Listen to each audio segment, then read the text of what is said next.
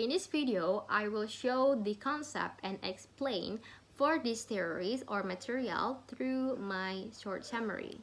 First, I'm going to explain about Marxism and Neo-Marxism. So, Marxism is the social, political, and economic philosophy named after Karl Marx, who together with Friedrich Engels worked out the theory during the middle and later part of the last century.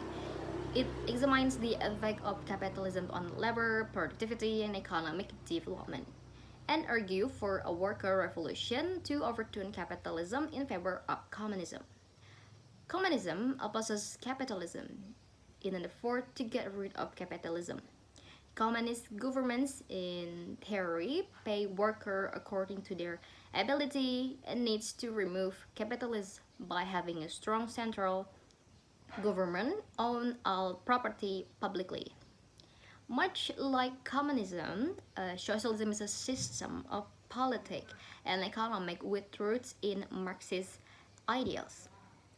In socialism, a central government owns all means of wealth, but individual can still own property.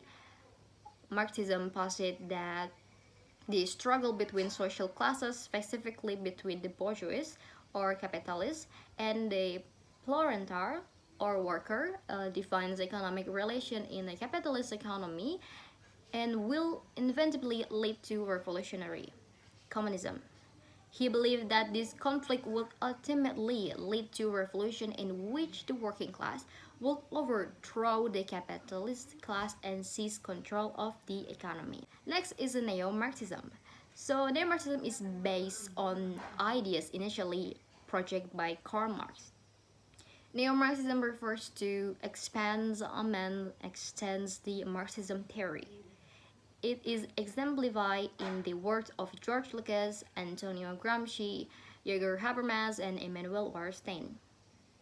Marx believed that economic power leads to political power, and that is the key to understanding society.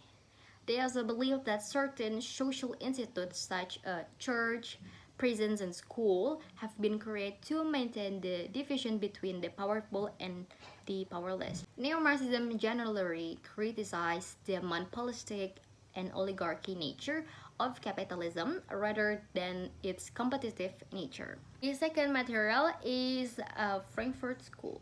So the Frankfurt School refers to a group of German-American theorists who develop powerful analysis of the changes in Western capitalist society that occur since the classical theory of Marx.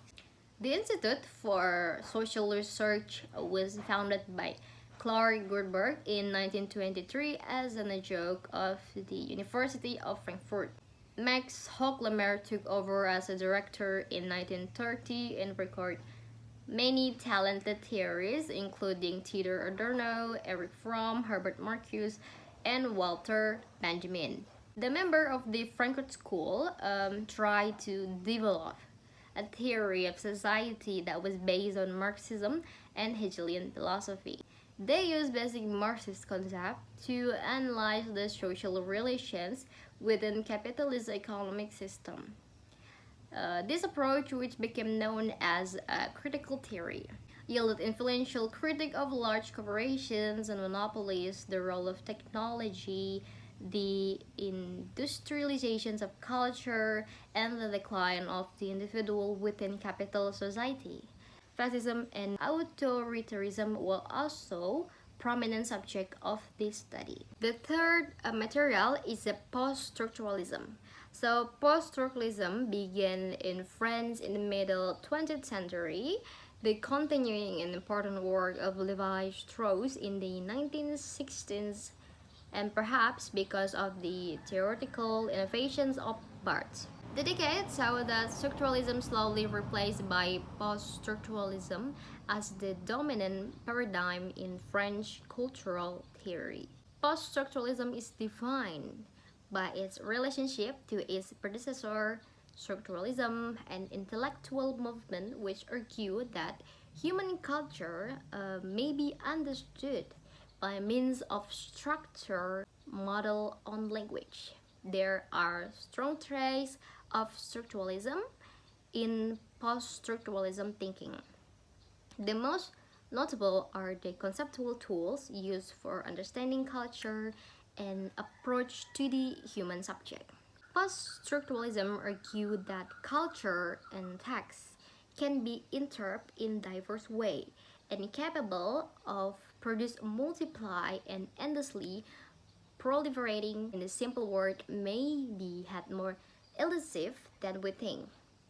Post-structuralists claim that the applications of logic in our analysis does not help us to resolve the questions of the meaning.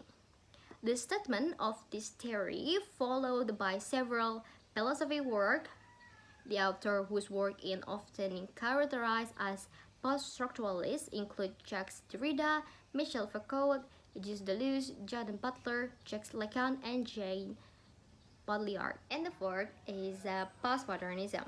Postmodernism roots are said to lie in the work of philosophers such as Friedrich Nietzsche and Martin Heidegger. Famous postmodern thinkers include post-structuralists such as Jacques Derrida, Michel Foucault, and Jean Baudrillard. Postmodernism then refers to a complex set of philosophical presumptions, most of which reject modern philosophical systems that promote the idea of rationality, a positive science, the advance of humankind, and the promotions of liberal values. Modernism, which is full of science and technology advance, turns out to have an internal defect.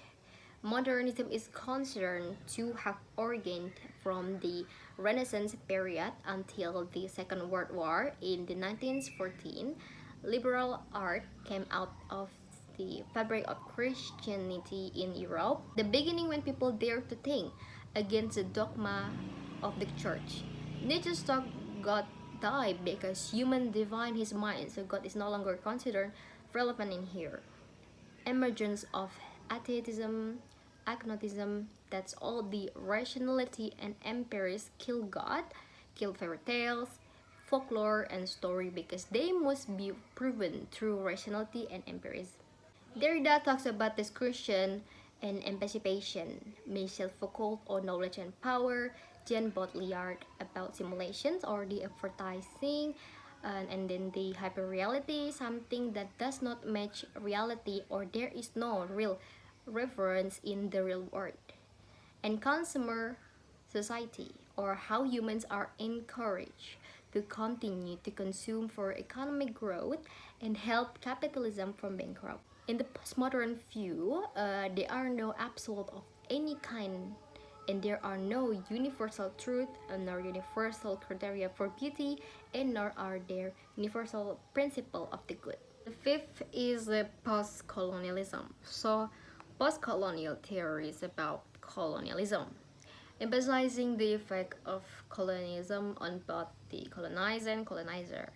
This means post-colonial theory provides a point of view that responds to colonialism and the complicated power dynamic that occur both during the colonial experience and in the aftermath. Edward Said argued that there was another aspect present, the defining of the other. The other is the result of the binary worldview in which the world was divided into us and them structure. Said uses the term Orientalism to describe the process of othering of the Eastern colonized by the Western metropole, the European colonizer home nation.